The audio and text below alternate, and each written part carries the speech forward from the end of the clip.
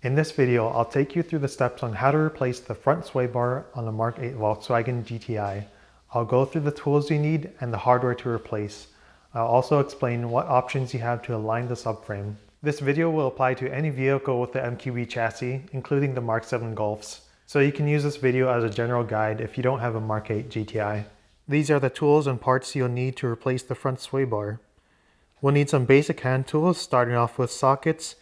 We need an 18mm, a 16mm, 13mm, and if you're going to remove the wheels, that's a 17mm.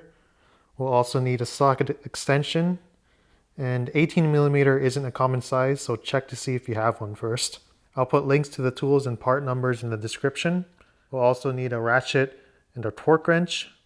We'll need an 18mm wrench and a 6mm triple square socket to remove the sway bar end links. Having a breaker bar, a flathead screwdriver, a needle nose pliers, a pry bar, and a mallet are good to have. An impact wrench and an extra long 18mm ratcheting wrench are also good to have, along with a swiveling joint. I'm using a silicone grease with Teflon to lubricate the sway bar bushings. We'll need a full-size floor jack and a set of jack stands to work underneath safely. Volkswagen uses torque-to-yield bolts, aka stretch bolts, for its subframe and calls to replace all bolts and nuts after removal within the service manual. Opinions are mixed on whether you can reuse them, but I'd say at least get new subframe bolts, as it's critical for the safety of your vehicle. These are all of the nuts and bolts we need to remove and replace to gain access to the sway bar. We have 4 bolts that mount the subframe to the frame rails, 4 bolts for the braces on the rear of the subframe, 2 bolts that affix the steering rack to the top of the subframe, 4 bolts that mount the sway bar to the top of the subframe, 2 bolts that mount the pendulum to the transmission. Keep in mind bolts are different between the manual and the DSG transmission. 2 bolts that mount the exhaust hanger to the rear of the subframe, and finally we have 2 nuts that mount the end links to the sway bar on each side. Before jumping in, I want to explain what options you have for aligning the subframe. The bolt holes have a lot of play in them from the factory to allow for correction in wheel camber from side to side. However, when you drop the subframe, it's difficult to get it back into alignment without proper parts or professional help. The official method is to use locating pins to keep the subframe aligned as you remove each of the 4 bolts. These work by keeping the subframe in the exact same position as it was previously installed. I think this is the easiest method and a reasonable price to pay to ensure your alignment doesn't change. Another method is to use subframe locking collars. These alignment collars are inserted into the bolt holes to take up the factory slop and keep your subframe centered. These range from cheap options like the one I got from AliExpress to more expensive options from aftermarket companies. I found that this option didn't work quite well on my car because I could only install the collars on either the front or the rear, as my subframe didn't align perfectly centered from the factory. I'm going to remove the collars I installed in the front and use the Volkswagen locating pins instead. Another option is to let an alignment shop take care of it for you. If you go with this option, then don't torque your subframe bolts all the way, as you don't want them to stretch before the alignment shop shifts the subframe into alignment. We want to gain enough clearance underneath the car for the floor jack to fit underneath. I'm going to drive onto ramps to allow just that. If you don't have ramps, you could drive onto blocks of wood. I've driven the car onto ramps to provide enough access to slide a floor jack underneath the car. You can use blocks of wood if you don't have ramps. And I'll go ahead and remove the locking lug nuts before I lift the vehicle up.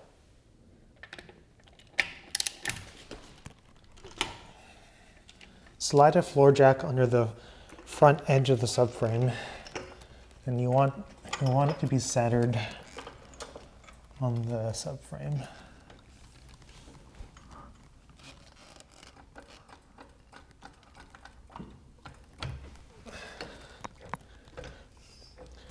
And then I'm pretty much just going to lift it as high as it'll go so that I can place the jack stands underneath the pinch welds.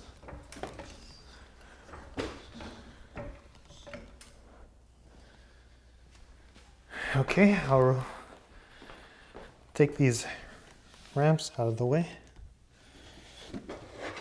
I'm using 6-ton jack stands because I don't trust using my smaller jack stands near the highest height. All right, 4 notches up on this side. And 4 notches up on this side as well. Gonna start to lower it.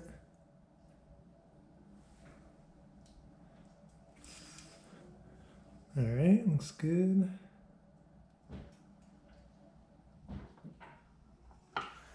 I'll give the car a good shake to make sure everything is secure. All right.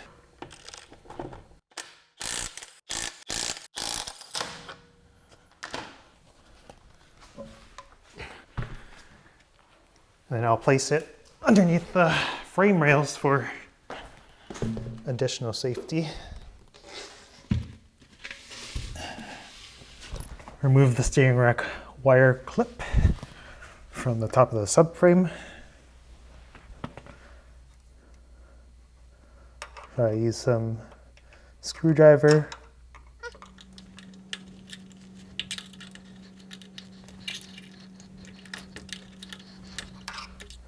Okay, got that loosened.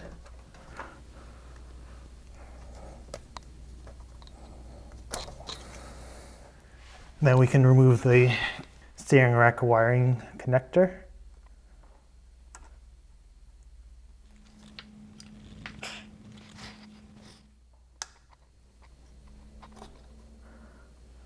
Use an 18mm wrench to loosen the sway bar end link nut while counter holding the bolt with an M6 triple square socket. Repeat on the other side. Disconnect the wire in each wheel well from the headlight sensor if your car is equipped with DCC. Use a 13mm socket to remove the exhaust hanger bolts from the rear of the subframe. Use the 13mm socket to remove the sway bar bolts from the subframe. I'm removing it carefully since I've already installed the new sway bar before.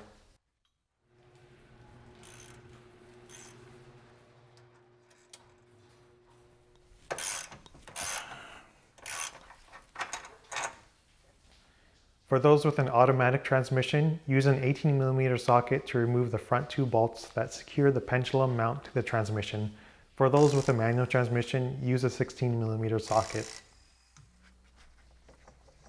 Use the 18mm socket to remove the 2 bolts that mount the steering rack to the subframe. We'll support the subframe with a floor jack before we begin removing the subframe bolts. Use the 16mm socket to remove the 4 bolts that mount the subframe braces to the frame rails. You'll need to pry the plastic shield out enough to provide access to the bolts.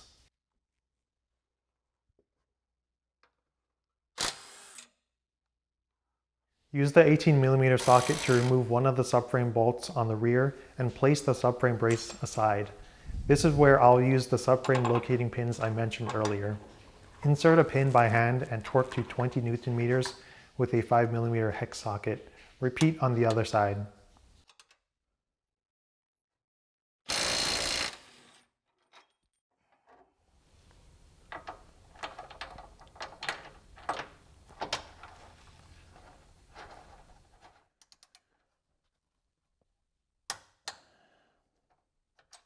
Moving on to the front bolts, use a socket extension to reach through the access hole on the lower control arm and remove 1 subframe bolt. Insert a subframe locating pin by hand and torque to 20 Nm. Repeat on the other side. If you plan on using the subframe locking collars to align the subframe, then you don't need the subframe locating pins.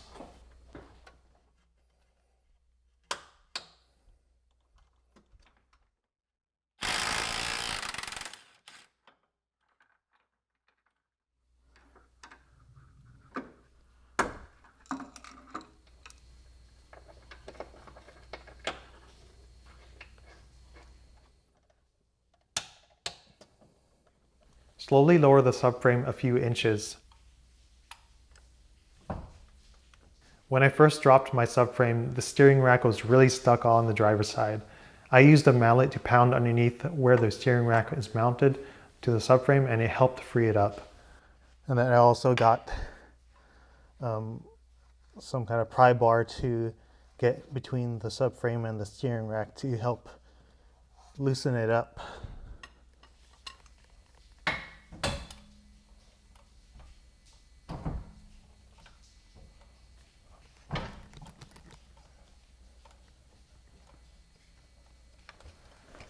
I'm going to remove the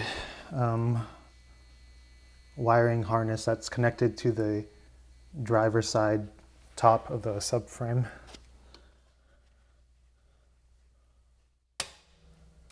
Okay, I took it out.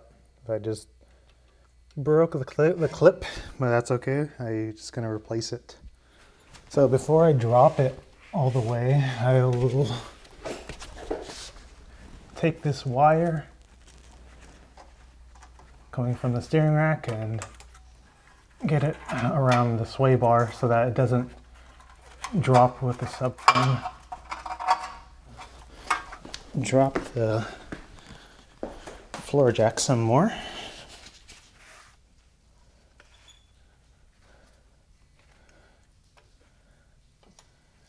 Okay.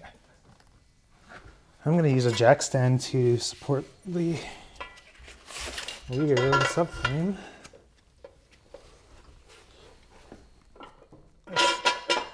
Get that up.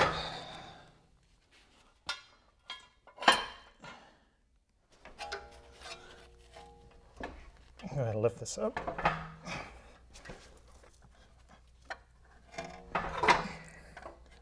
So what I have done is I've taken a bungee cord, tied it around the spring, and that's keeping the steering rack elevated.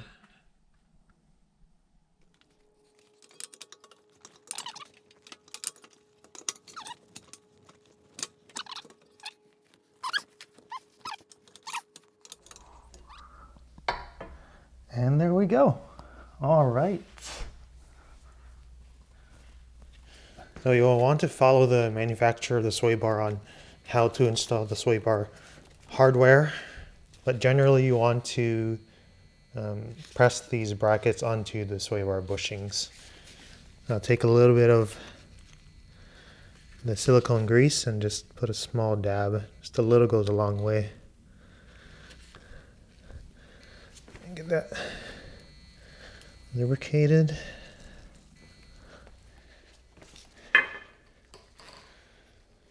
That's definitely better. So first I'll get it cleared on the driver's side subframe.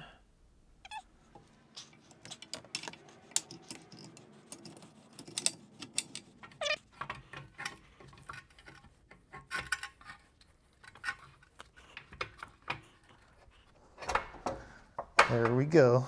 There we go.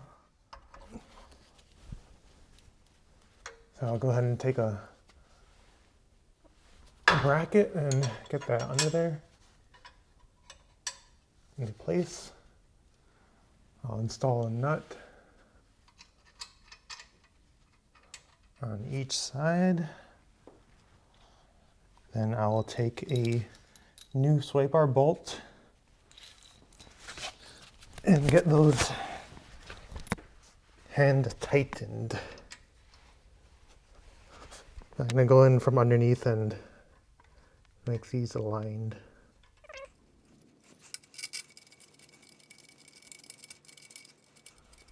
So I'll take the other bolt and get that screwed in by hand.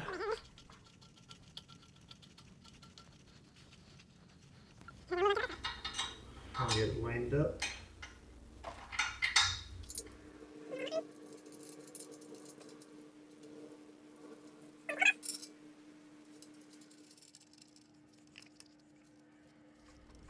And I'll give everything a little good wiggle to make sure they're all centered on their bolts. So from side to side.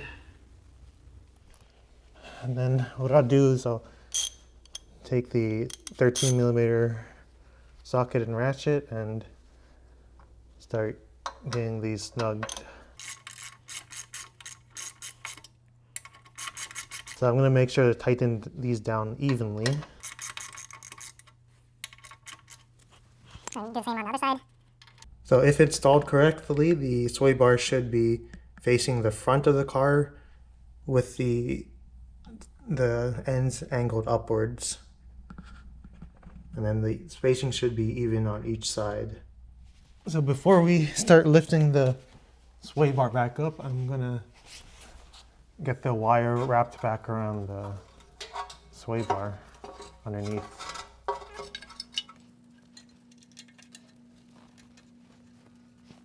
First, before lifting the subframe, I'll go ahead and wipe off any surfaces that the subframe contacts with the frame rail. So make sure there's no dirt, as well as wiping the frame itself from above. So these spacers come from the rear top of the subframe. There's these little pins right here that you want to make sure that they're exactly straight when they go back in. So I'm going to make sure, I'm going to use the needle nose pliers and just make sure that these are exactly straight. And then I'll place it back onto the rear of the subframe with the pointy parts going down into the bolt holes. I'm going to start lifting the subframe.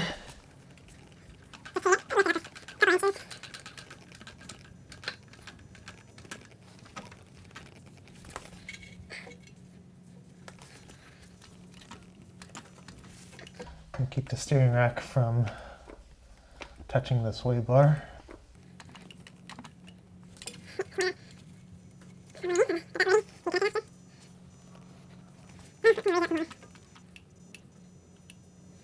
So I think I can actually move the steering rack back into position.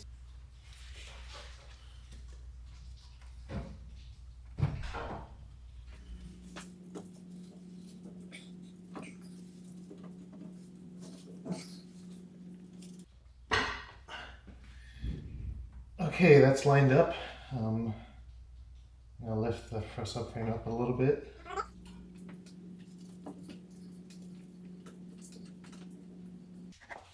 So a trick to getting your steering rack dowels back in or aligned is to, before inserting the dowel into the subframe, you can get a bolt through the hole and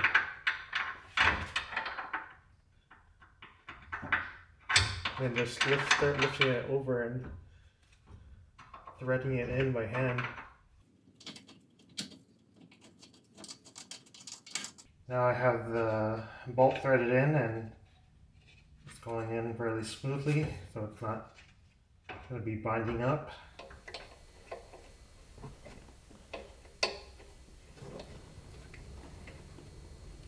Before I finish lifting the subframe, I'm going to take a plastic rivet, and attach the steering rack wiring harness on the top side of the subframe on the driver's side.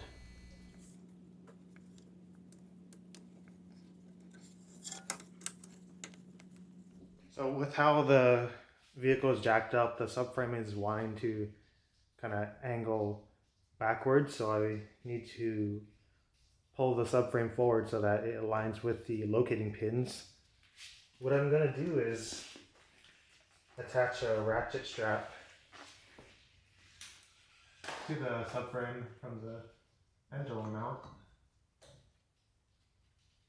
and then secure the other side to something secure. Start pulling it forward.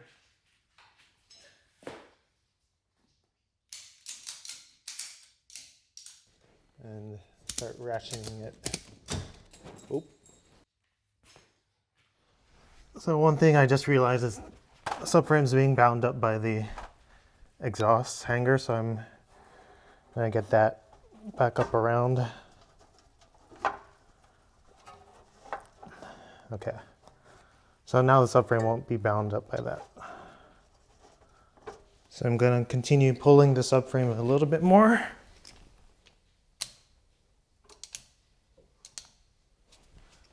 It needs a little bit more.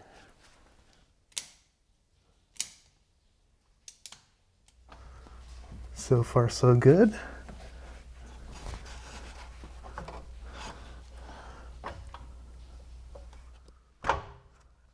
There. Okay. Now I can lift it up some more.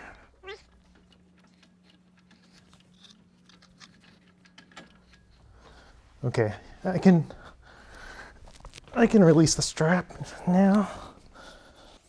So now that I have the steering rack bolts threaded in by hand, I'm gonna continue lifting the subframe until it's fully seated.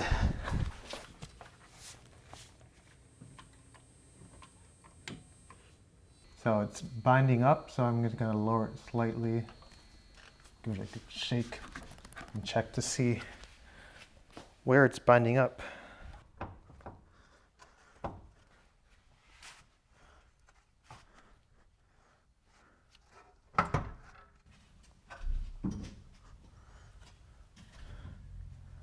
Okay, I'm gonna continue lifting it. And it's not binding up anymore.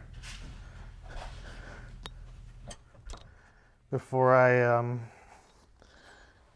completely seat it, I'm gonna give it a good shake to make sure everything is centered on the locating pins. And then continue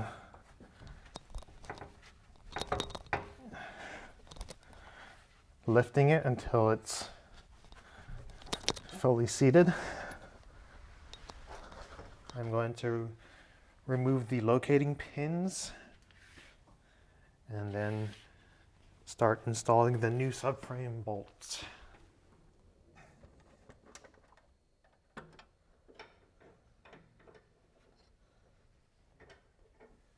New subframe bolt.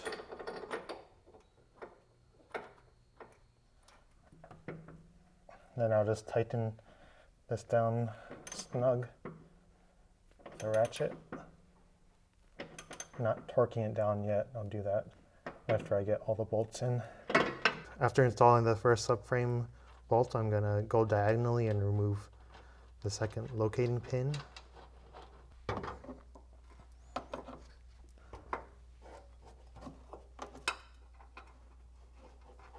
So I'm just gonna screw these in by hand.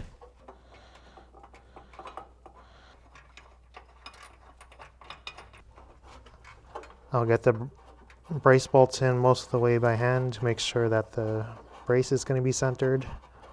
Then I'll get the bolt snug down.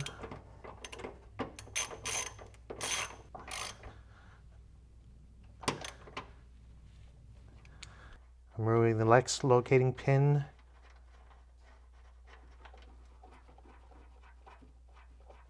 Then the new subframe bolt.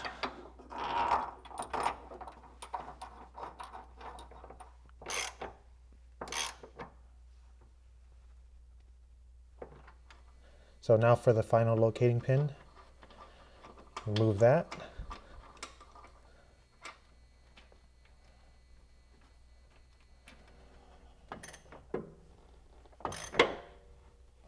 Now that the subframe bolts are installed, I will lower the floor jack. Next, I'll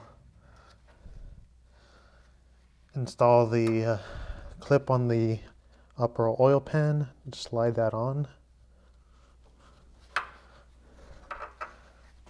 I'll get the plastic rivet back on too, so that snaps onto the top of the subframe.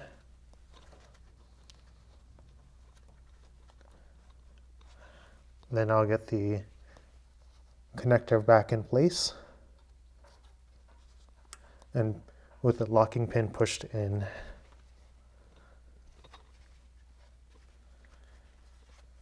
Make sure the wire's not touching anything and looks good. I use an 18mm socket and ratchet to snug up the steering rack bolts.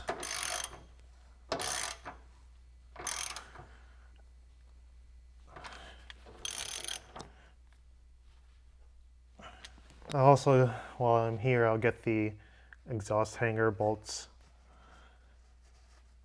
hand tighten.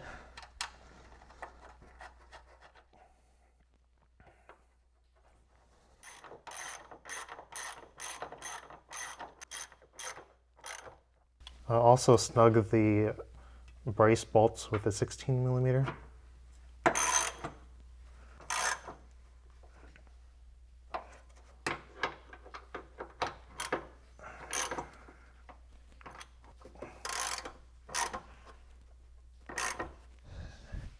Next, I will install the new pendulum mount bolts. Keep in mind the DSG and the manual transmission have different bolts, but the shorter one will go in the front. You can just rotate the engine to get the bolt holes aligned.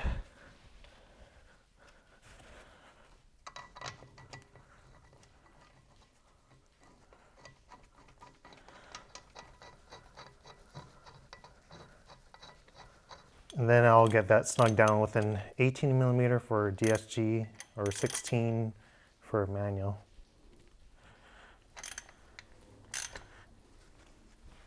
Next up is to install the end links into the sway bar along with the new end link nuts. So I'm going to install my end links into the inner hole on the sway bar. That's because I want my sway bar to be stiffer to reducing roll when cornering. If you put it on the outer holes, that'll cause the bar to be softer. But keep in mind that the stiffer the sway bar, the less independence that the suspension has. So when you go over uneven bumps, you're gonna feel a little bit of a harsher ride. So I'll get this sway bar lifted up to get aligned. Then I'll get that installed.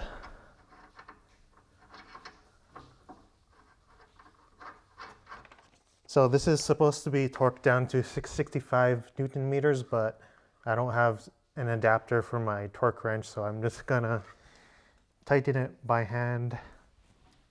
I'm gonna use the M6 triple square socket to counterbalance that, and then go ahead and get this tightened down.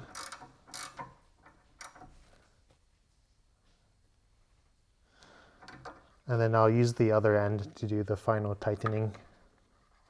You could probably use a torque wrench once you have this tightened down enough so that the if you have it tight enough, you shouldn't need the triple square. But since I have a nice long wrench, I'm just going to do this by hand.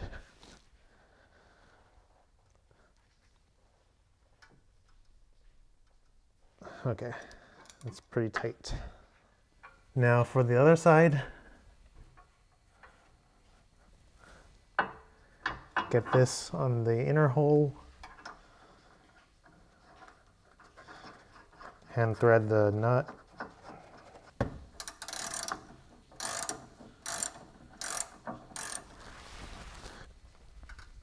Okay.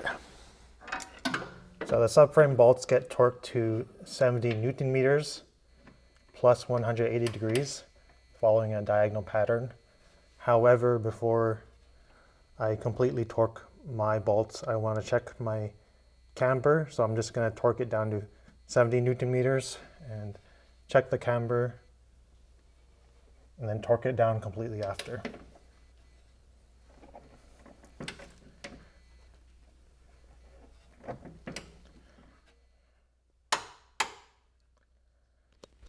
Okay, torquing the next bolt to 70 Newton meters.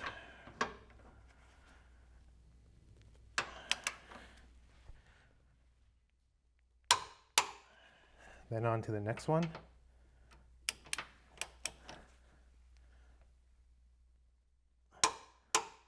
And then now torquing the final one to 70 Newton meters.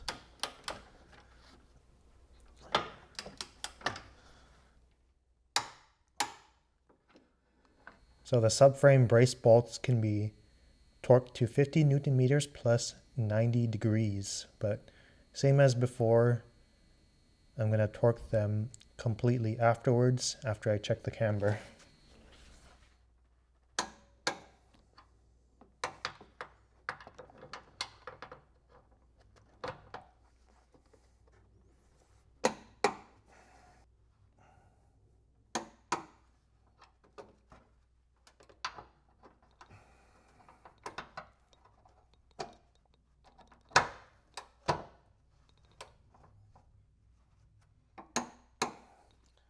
The sway bar bolts can be torqued to 20 Newton meters plus 180 degrees.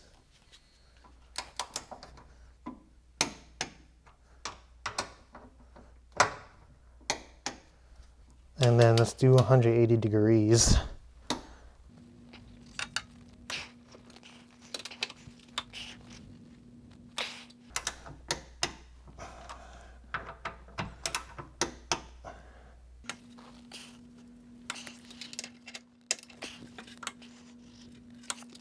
Onto the pendulum bolts.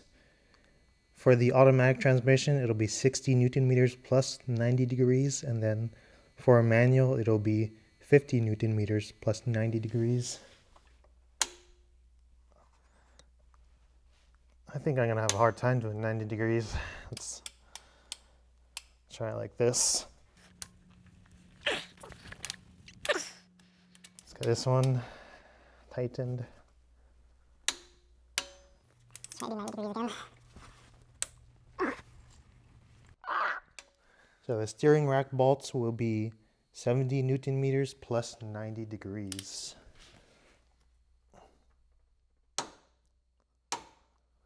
And then let's do 90 degrees.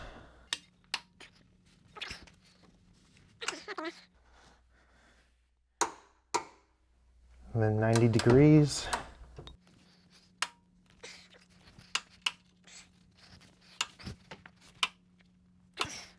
The exhaust hanger bolts are 25 Newton meters.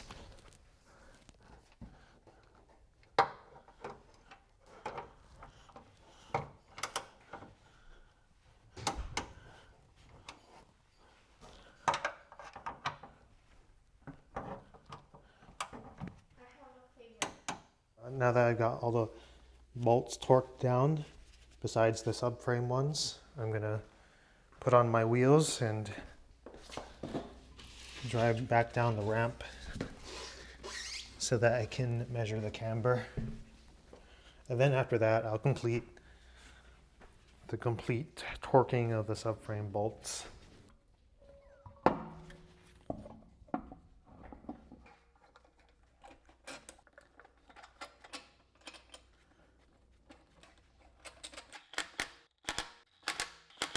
I'm gonna get it lowered on the ramps now and then torque down the wheels. Place the floor jack on the front edge of the subframe with a block of wood to evenly distribute the load.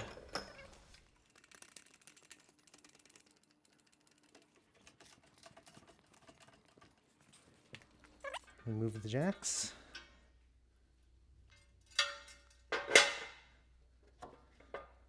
I'll place the ramps back underneath.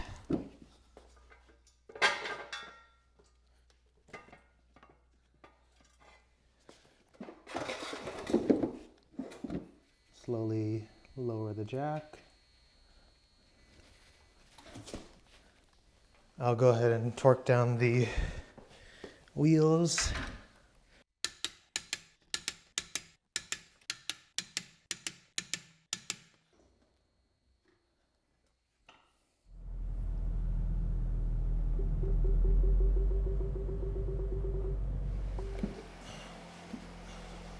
I'm gonna sweep the floor off, because I'm gonna place some boards down to level out the car from side to side.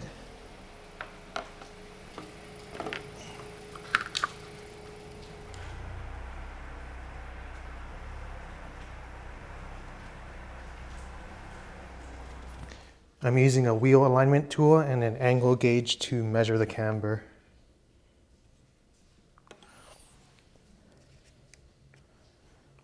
So this says 89.1, so about 0.9 degrees of negative camber. Now for the passenger side, 89.3, so 0.7 degrees of negative camber. Pretty minor difference. So I'd say I'm ready to torque down the subframe bolts. Much more claustrophobic under here. Okay, 180 degrees on this subframe bolt, the rear passenger side.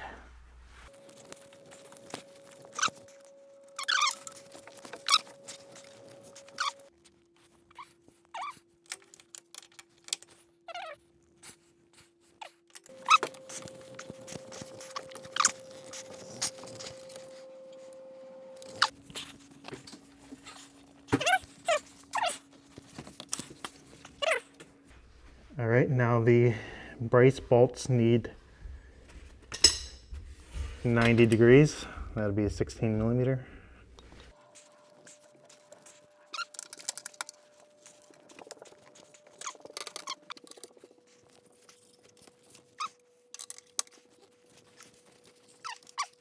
That is it. Okay. Check your alignment as the steering wheel may be clocked to one side like mine was. Take your car into a shop to get the toe back into factory spec. I performed the toe alignment myself using the string method. A new front sway bar really transforms the handling on GTIs. The front end is more responsive and the car rolls less during cornering.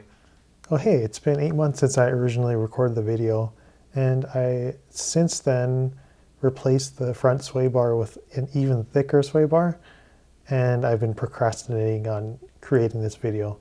I did want to share some thoughts on how the install really went down and some new tips that I've learned from doing the third install. First, the alignment pins really fought me. I didn't actually use the pins to align the subframe. I ended up using the subframe collars, just installing them on the front.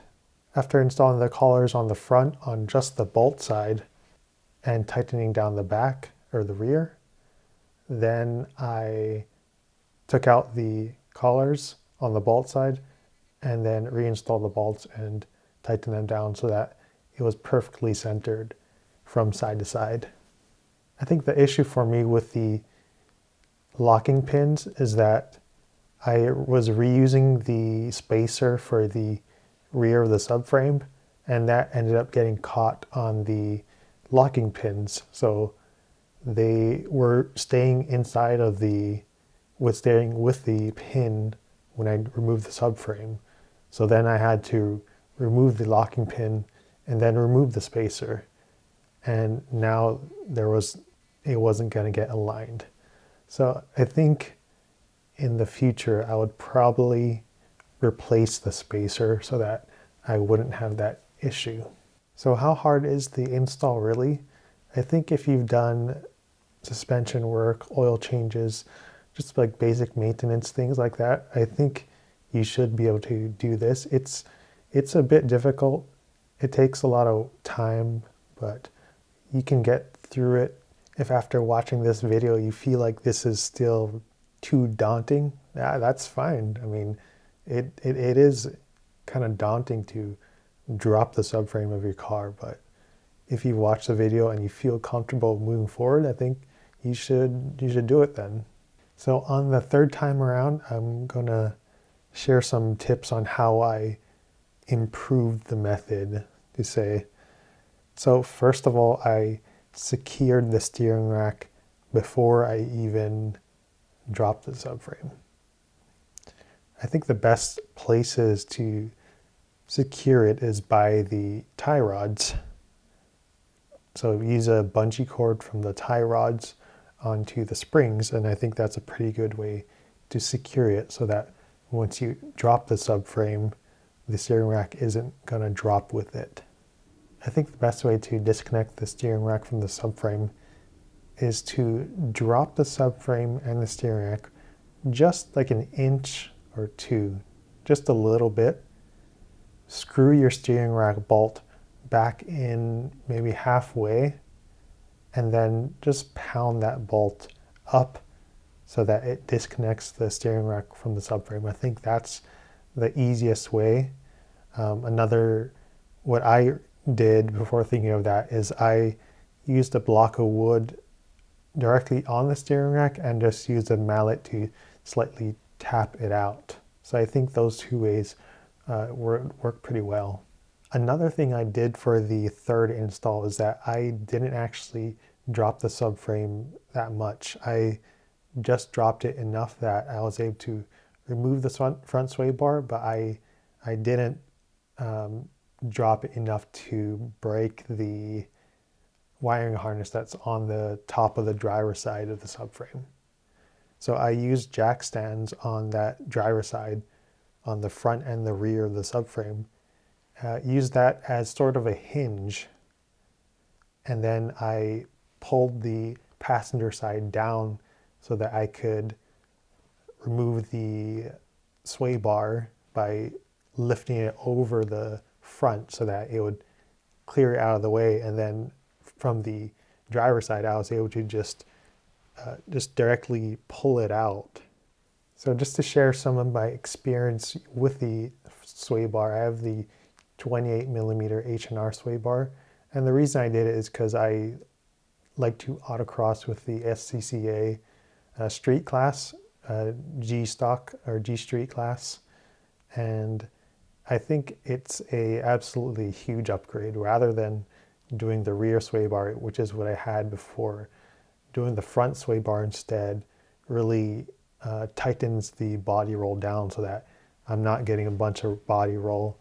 And that means that I'm keeping the camber within my front tires so that it's increasing the front grip, because what I really need is more front end grip rather than more and more rear grip too.